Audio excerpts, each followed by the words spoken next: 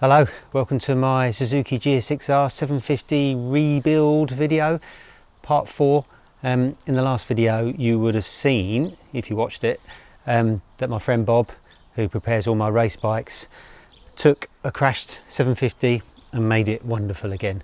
We've still got a few panels to come from Suzuki, so it's not completely finished yet. I'm getting a carbon fibre front mudguard as well, which will look pretty cool. But what I'm going to do today is let's talk you through the modifications, the very light modifications I've done to make it track day ready. A couple of days I'm going to be going to the Suzuki event, Suzuki Live at Cadwell Park, just a big festival of the Suzukis and a track day as well, and I'm going to get to ride my 750, which I can't wait. I still haven't ridden it in anger yet, and I've got chicken strips this wide. But yeah, let me just run through it. This is going to be a bit geeky. So if I talk about the suspension first. So it's got really good quality standard suspension, Showa suspension, big piston forks and a rear shock, all fully adjustable. Now when I did the launch of the GSX-R750, this one, the L1 in Monteblanco in Spain in 2011, Suzuki gave us the suspension settings they'd used for the track. Now I was going to dial them in for Cadwell, but I'm on different tyres to what the bikes were on at the launch. They were on the standard Bridgestone BT016s, I think, and now I've got super coursers, more about them later. So I thought what I'd do is just check the suspension settings that are in the bike and make sure they're standard, and then when I go to Cadwell I can make adjustments to suit. So I've put the compression and the rebound damping back to standard, and the front preload. So the damping adjusters are in the top of the fork leg and the preload's down at the bottom of the fork leg. And at the rear, again, it's got high and low speed compression damping on the rear and rebound damping. That's all gone back to standard, and the preload is standard. Now, what Suzuki is saying is that for Monteblanco they went another turn more on the front rebound, another 1.5 turns on the compression, and they left the preload standard, and on the rear was more or less standard, including the preload. Now it's got a C-spanner collar preload adjuster, which are a right pain in the derriere, and it's hard to know where you're at with the preload with these unless you wind it all the way off and then count how many turns you put it back on again. You never quite know where you are, and that's really hard to do with the shock in situ. So what I'm going to do is ride the bike. It hasn't got a lot of static sag in it as standard, so it feels quite stiff. It actually feels quite stiff in the road when I was riding it back from Bob's in the rain. So we'll see where we go with the suspension. So I'm just going to leave it standard. I haven't actually got the standard settings in the handbook, but hopefully what Suzuki have told us at the launch is correct. The other thing I've done is put a spacer in the rear shock. So Suzuki put a 4mm spacer to jack the rear of the bike up for the launch, and that happened on a lot of sports bike launches back in the day. The manufacturers would jack the bikes up and basically puts more weight on the nose, and it makes the bike steer better. And you really do notice a difference. I've got a 5mm spacer, not a 4. That's the only one I could get. That's from BSD Engineering. They used to make loads of them, but these are the last 2 left on the shelf. So it's going to make the bike steer quicker. But nowadays, the kind of what people are doing is they're raising racers. They're raising the whole of the bike up with and a higher centre of gravity makes the bike steer quicker. And having a high front end as well gives you more stability when you're absolutely hammering the brakes. And in actual fact, a lot of racing GSX-R750 now, 50s have got fork extenders, so you can raise the front of the bike right up. So that's good for the racers. If you're absolutely smashing the brakes, the bike's going to pitch properly and it's going to turn. But if you're not quite up to racer speed, and I've got no plans to ride this like a racer, I just want to enjoy it like a track day bike, then you know having the faster steering by jacking the rear up is the way to go. So we'll see how that turns out at Cadwell. Then we've got the brake setup. So standard brakes on this are really good, but they do fade. So the previous owner, Carl Turner, put a Brembo master cylinder on it. and already I can feel it feels really nice compared to the standard brake. But Bob's also changed the rubber hoses out for Hell steel braided lines, and we've got SBS track day compound brake pads as well. I use SBS most of my racing career and are absolutely fantastic. They advised me against using full-on race pads because they don't really last that long, so I've kind of got a happy medium between road and track, so that would be really interesting to try that. And then tyres. So I am running Pirelli Supercorsa SP version 4s. These are the latest and greatest from Pirelli. These are track day tyres, so these don't need tyre warmers. I can just rock up to the track and let the pressure out.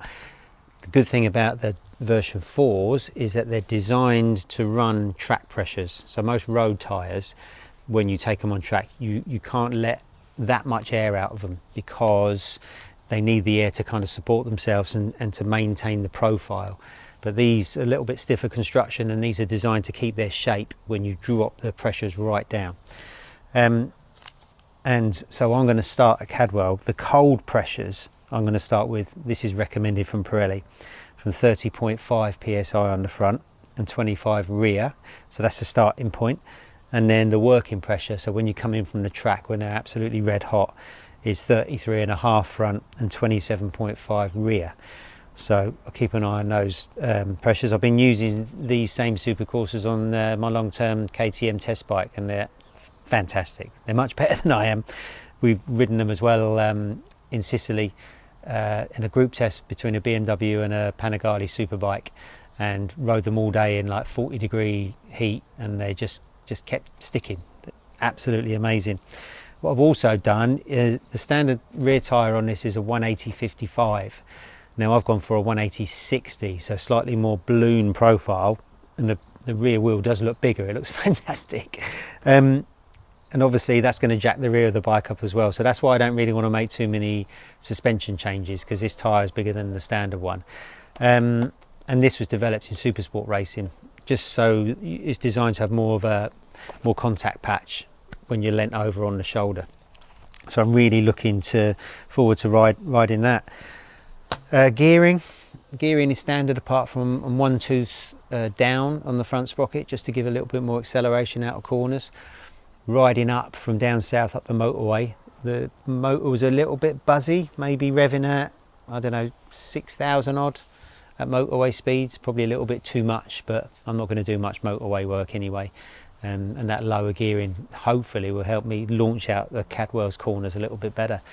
So yeah, my aim at Cadwell is just to kind of reacquaint myself with the 750 that I've just absolutely always loved since it came out. I can't wait. Hopefully won't have to make too many changes. If anything, it's going to be tiny little tweaks here and there. Hopefully the brakes hold up, and yeah, just really looking forward to it. In the future, I think the mods I've got now are kind of everything I want from a GSX-R, but I suppose the next step really is just to do with suspension. So it'd be nice to get a fork kit, a cartridge kit one day, and also a replacement shock, just so I can have exactly the right springs that I need for my weight and riding style. And with aftermarket suspension, with better quality suspension, every click makes a difference. The ride quality is much plusher, everything's more controlled. It makes a really big difference to the way a bike handles. I mean, these suspension units are good, but you know, when Suzuki buy these things in bulk, they cost probably a few quid. And when you compare that to proper suspension, which costs over £1,000, then you really see where your money goes. So that's it for the setup. I'm going to have a little bit of a lie down, get myself ready for Cadwell, and I'm looking forward to seeing all the Suzukis at Suzuki Live, as much as riding my own bike as well. They've got loads of entertainment going on, so it should be a fantastic weekend. So we'll see you there.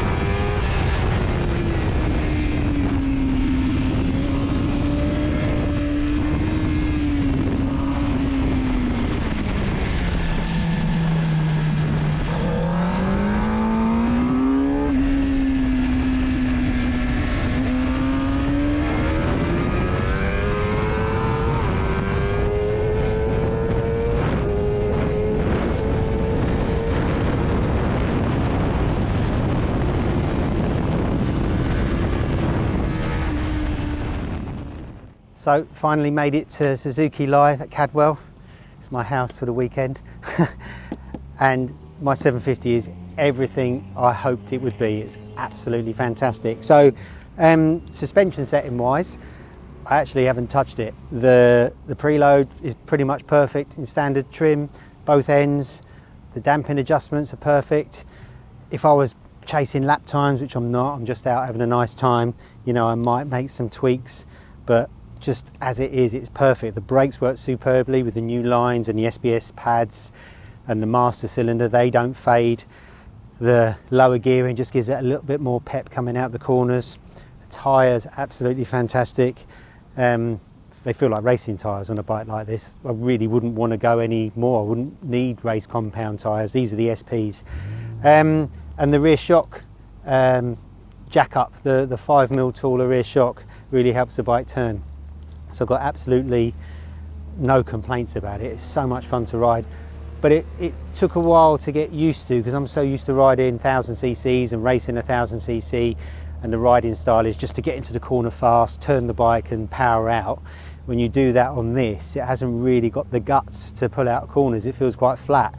At the beginning it kind of felt quite slow.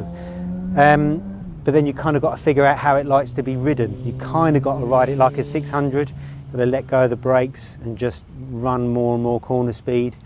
And when you do that, this bike just kind of hunkers down and feels better. You get more feel through the chassis. The more you push it, the more corner speed you run. It's just absolutely amazing, and the sound it makes. So the riding style for this is a bit of a hybrid between the 600 and the 1000. You know, you don't have to take real wide sweeping lines like a 600 and kind of bounce off the curbs to keep up your momentum. You can V the corners a little bit and then power out. It's absolutely faultless. I can't think of anything else to say about it. I love the riding position, I love the way it sounds, I love the grip, I love the brakes, and yeah, like I say, it's everything I hoped it would be. And so is this event. I've been to Suzuki Live a few times, ridden some nice bikes, and there's some beautiful bikes here. You know, old race bikes, old classics, the sun's shining, the track's amazing. So, you know, if you get a chance to come to Suzuki Live next year, it's well worth coming, even if you're not on track. But, you know, the track riding's a bonus. And Cadwell Park on a bike like this, you know, with no rider aids, no stodge, no ABS, it just feels absolutely delightful. And every time I come in, I just want to go straight back out. And I never feel like that on a superbike or anything else. You know, bikes that are a bit watered down just feel a little bit disappointing. Superbikes absolutely rinse you, most of us anyway. But this is just perfect. It's just mummy bear's porridge. It's just amazing. So this isn't the last you've seen of this bike. I'm going to do a few more videos of it. We've got all the bodywork now, so Bob's going to strip all the crash damage bits off. A lot of it's covered over with tape, and we'll get it looking absolutely showroom again. So I'm looking forward to seeing that, even though it looks amazing now. And we'll also talk about how much everything's cost and whether it was worth buying a crash damaged bike, or we should have just bought one off the, you know, second hand that was in good condition. But yeah, and like I say, in time I want to get nice suspension, but to be honest, I don't think it would bring that much to the party, because all the standard stuff here is so good. Even the screen, get right under the screen, everything's perfect. I can't fault it. It's amazing. But thank you very much for watching all of these videos. It's been a real joy buying this 750, seeing it get built and eventually riding it. I'm absolutely chuffed to bits.